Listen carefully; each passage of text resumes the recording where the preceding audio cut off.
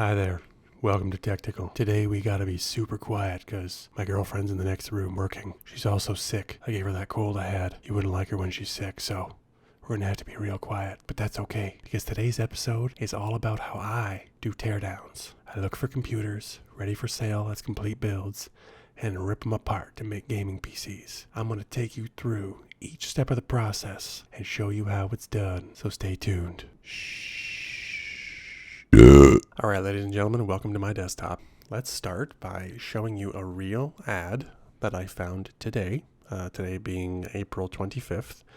It's a system that I plan to go pick up in a few hours, but before I go grab it, I'm going to show you what I did to determine that it was worth picking up.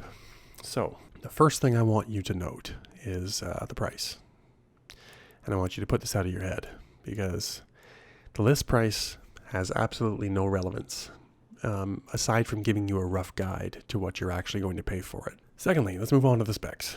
So it's a Dell, which is good because Dells, for the most part, will use standard power for their motherboards, which is something that's going to be very important. And it's an Optiplex 790, or whatever I just said. It contains an Indescript i3 that he has not given the details for, 4 gigs of RAM, and a 250 gigabyte hard drive.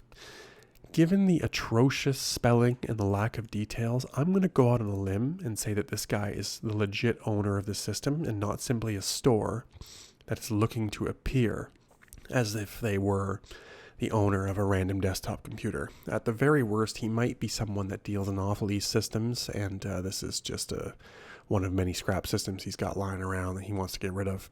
So, how do I determine that this is worth my time? First thing we got to do is assess whether or not the asking price is even close to the ballpark that I'm willing to pay. And it is.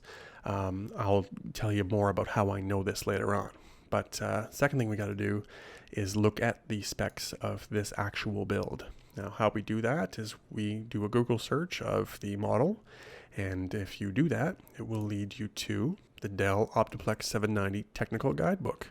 Now, on the first few pages, you'll notice that all of the potential form factors that this build comes in are conveniently listed in the first few pages. So we have to determine which of these this is. Let's take a close look at the picture here and see what we can tell. So I see 4 USB ports and what looks like 2 3.5mm audio jacks. So let's see if we can find a picture in the guidebook that matches up.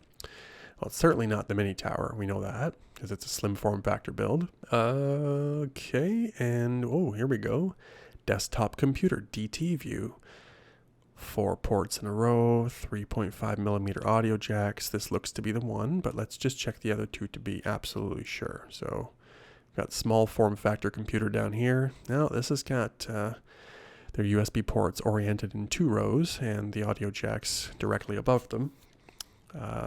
So that's not it. And we have the ultra small form factor build down here, which has only 2 front USB and 2 audio jacks. So we know it's not that. Now what we need to do, now that we know exactly what we're buying, we need to break down the specs. We need to evaluate every component and what we roughly think it's worth and whether or not it's usable at all. So I got a little notepad here, and this is what I go through in my head. I usually don't need to write it down, but for the sake of the video, of course, I will. Let's start with the motherboard. First thing we have to determine is whether or not the I/O shield is actually removable from the case, because some of these I/O shields on the backs of these pre-built cases are actually just a series of holes into the case itself. It's not actually an I/O shield at all. They're just cutouts. Trust me when I say I've already emailed the owner of this system and done my research, and it appears that this I/O shield is indeed removable and will fit a standard form factor case. Let's look at the motherboard layout, which is conveniently on the next page. So the things you want to look for are standard power connection, which we have right there, 24 pin. Obviously standard CPU power, that's very rarely ever different. And we have 4 DIMM slots, which is really good because my guess is that the RAM is a 2x2 kit, not a 4x1. 4x1 kits were sort of discontinued during the first generation Core i processors, and it didn't really carry over into Sandy Bridge as far as I know. We have the one PCIe 16X connector. We have SATA connectors, which are of course vitally important. And everything else looks to be in good order. Now the front I/O, for the record, is always a variable. A lot of these manufacturers have their own front I/O connectors, but luckily the only one you need to worry about is power. And in the overwhelming majority of cases, the front panel connectors, if they're not universal, will at least have the power on and the ground and a ground immediately next to it. So you will be able to connect your front panel header, at least the power switch, which is all you really need, and that's good. So this motherboard's good to go. So if we were to buy this, how much would this motherboard be worth to us? If we were buying the motherboard by itself, what would I be willing to pay for it? Well, as a system builder, I can tell you that motherboards, typically speaking, bottom out at $40 if the socket is of any relevance at all. And we've been over this in the past. The reason for that is that motherboards die quick and CPUs don't. So as time progresses, CPUs are available in abundance and motherboards that support them are not. So there are always people looking for LGA 1155 motherboards, and this of course is one. I'm going to put this at $40 to be conservative. Let's say that if I were buying this motherboard by itself, that I would pay $40 for it. I think that's pretty fair. CPU. Is the CPU usable? The answer is yes.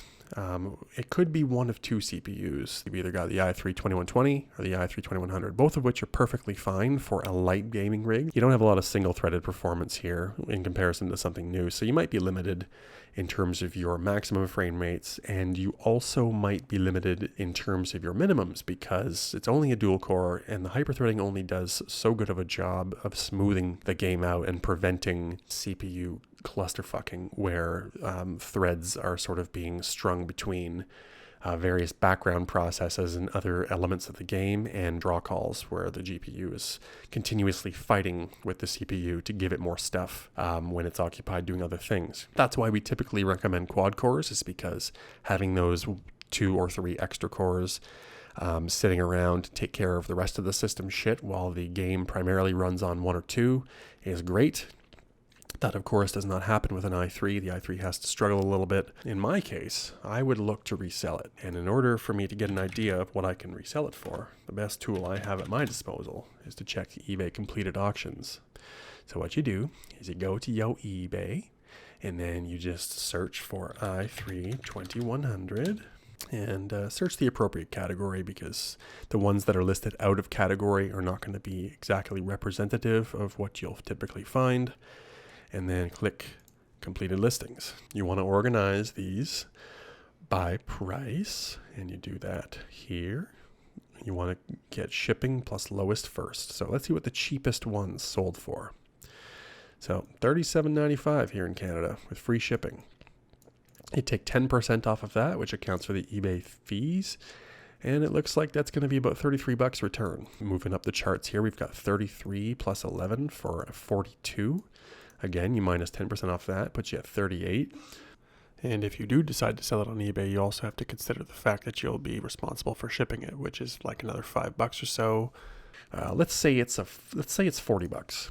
Let's say, be conservative here and call it a $40 item. You can probably get $50 for it if you list it on your local Kijiji or Craigslist. You can typically squeeze a little bit more money out of them because it happens to be local and people don't like to deal with shipping and whatnot. So there's the CPU accounted for. Whether you choose to use it or sell it, you now know what it's worth. What's next to consider on this thing? Well, we have the RAM. Now, I typically pay $15 at most per 4 gigabytes, at most.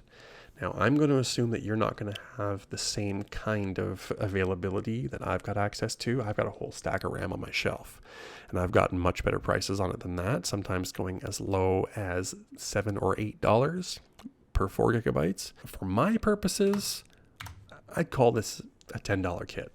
4 gigabytes, 2x2, probably a 2x2 for $10. So because I'm trying to be extra conservative in my evaluation of this build, that's what I'm going to leave it at. But of course, you might be willing to pay a little bit more just to take care of all 3 of these components in one shot. Next, what do we got? We got storage. Oops. So storage, I think it's fair to say that a 250 gigabyte hard drive might not necessarily be adequate in a lot of people's cases, but maybe it is in yours. I know what I value these at because I can reuse them in mom and pop desktop builds. In any event, I'm going to put that at $5 because I really don't think it's worth much more than that. Moving on, do we have anything else to account for? Well, the case we know is garbage and the PSU we know is garbage. You might be able to flip them for a few dollars. I'm going to guess that that's not something that you're going to be able to rely on. Same goes with the optical drive. So far we've got a total here of $95. Well, this gives you a good idea of what you can offer him. But there's one more thing we didn't consider. And if you look at his ad, you'll see it. Windows 7 Pro installed. License on sticker, which happens to be right there. Now that's valuable. As I've told you in past videos, OEM Windows typically costs, if you go to a place like kingwin.net, 40 Canadian dollars. So if you factor that into the build, then suddenly we can add a little bit more value to this. I'm going to put it at 20 bucks. Now, the reason I'm doing that is because some of you are going to be honest people and will buy legitimate Windows 10 keys, and some of you will not, and some of you will pirate it for $0. So I'm just going to throw it at 20 bucks, smack dab in the middle, and let you guys decide for yourselves what you think it's worth. But it is worth $20 to me. And by the way, I know he says Windows 7, but obviously upgrades are still free, and I will probably take advantage of that when I acquire this system. So that bumps our total here up to 115, which is ever so close to the sweet spot, as I like to call it. See, what I consider to be the sweet spot on builds like this is about 80% of the asking price. If you get to within 80% of the asking price of a system like this, odds are, if it's been up long enough, and this one's been up for 2 weeks at this point almost, there's a good chance that he's going to bite. I'll confess, I've already made him that offer and he accepted. So I'm going to be going to pick it up later for that exact price. And that will be the foundation for a future build. And you can actually see that foundation back there if you look real close. So I hope you learned something here. I hope I encouraged you to try something similar in the future. And take what you've seen here and apply it to your own life. You don't need a lot of money. You just need to have patience, some Google foo or some Kijiji foo. Get yourself a nice target and start talking a guy down, doing some math. So anyway, I'll probably put together a build vlog for my next video. So stay tuned for that. That'll be number 4. Follow me on Twitter at OFA and catch me on Reddit, and I'll see you in the next one.